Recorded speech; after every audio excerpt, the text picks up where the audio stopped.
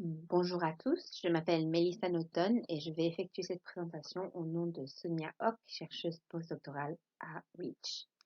Nous avons vu la présentation de Guy où il a parlé des différents indicateurs permettant de contrôler l'accessibilité financière à l'échelle nationale et la présentation d'Andrew où il a partagé les preuves de la fiabilité financière des services d'eau en milieu rural du point de vue des fournisseurs d'eau. Dans ma présentation, je vais examiner l'accessibilité financière du point de vue des utilisateurs en partageant des données sur le comportement des ménages en matière d'utilisation de l'eau dans les régions côtières du Bangladesh. Je me concentrerai plus particulièrement sur la dynamique de la consommation d'eau par les vendeurs. Dans les zones rurales du Bangladesh, les puits tubulaires sont la principale source d'eau potable. Il y a 2 millions de puits tubulaires publics et on estime que le nombre de puits tubulaires privés est 8 fois plus élevé.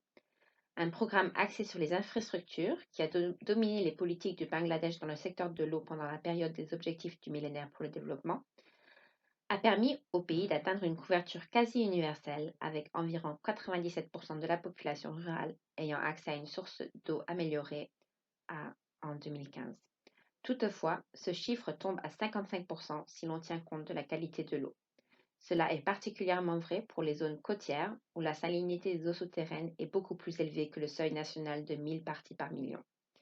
Si nous regardons les polders du sud-ouest, près des Sundarbans, nous constatons que la couverture des points d'eau potable et fiable est assez faible. La carte montre nos zones d'études dans le sud-ouest du Bangladesh côtier, où nous avons cartographié tous les puits tubulaires publics et privés et testé leur niveau de salinité.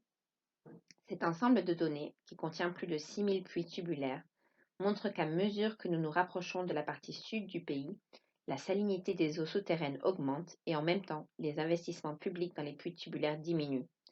Ceci est également illustré dans le graphique où les proportions relatives de puits tubulaires privés dans chaque union augmentent avec la salinité, bien que la plupart des puits tubulaires privés soient utilisés à des fins autres que domestiques pour l'eau potable. Pour combler ces lacunes dans l'offre publique, il existe de nombreuses interventions de donateurs, d'entrepreneurs locaux et de philanthropes. Il s'agit notamment de différentes sources d'eau telles que les filtres à sable des étangs, les installations d'osmose inverse et les réservoirs d'eau de pluie. Il est intéressant de noter qu'au cours des 2 dernières années, les investissements privés dans les installations d'osmose inverse qui dessalent les eaux souterraines et vendent l'eau aux utilisateurs et aux distributeurs à 0,5 taka par litre ou 6 dollars par mètre cube ont connu une croissance énorme.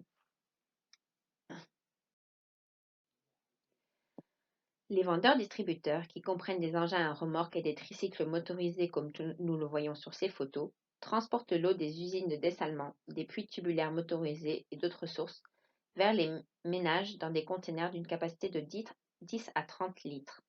Le prix de l'eau varie en fonction de la source et de la distance. La quantité la plus faible, en termes de prix, étant facturée pour l'eau des étangs ou l'eau de pluie, car il s'agit de sources gratuites.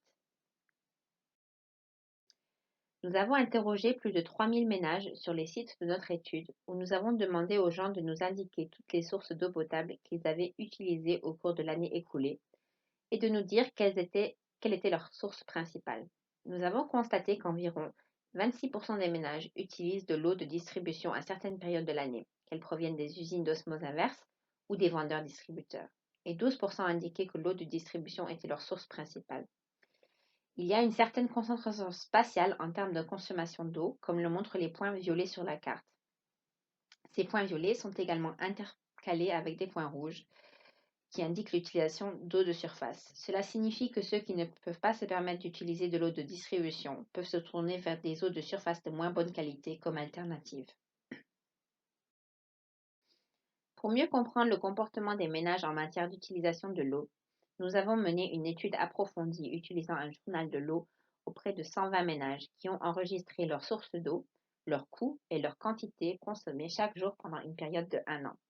Nous constatons que le choix des sources est influencé par les précipitations.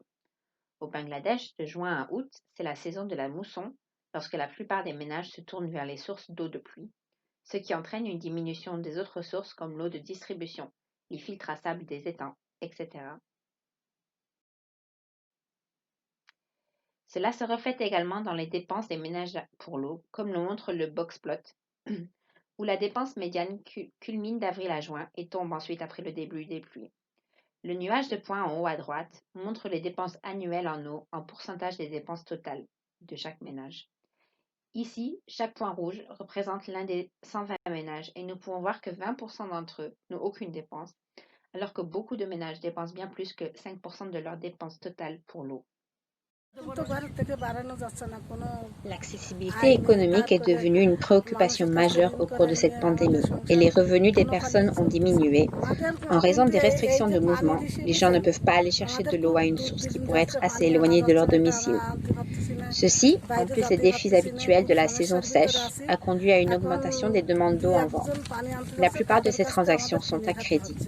Nous avons interrogé certains des gestionnaires de points d'eau qui nous ont dit que les magasins étant fermés, ils ne peuvent pas acheter de pièces de rechange ou de sable pour l'entretien.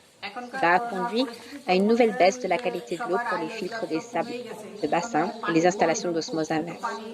Je terminerai ma présentation ici avec une courte vidéo de nos entretiens. D'autres vidéos sont disponibles sur notre site web. Merci à tous pour votre écoute.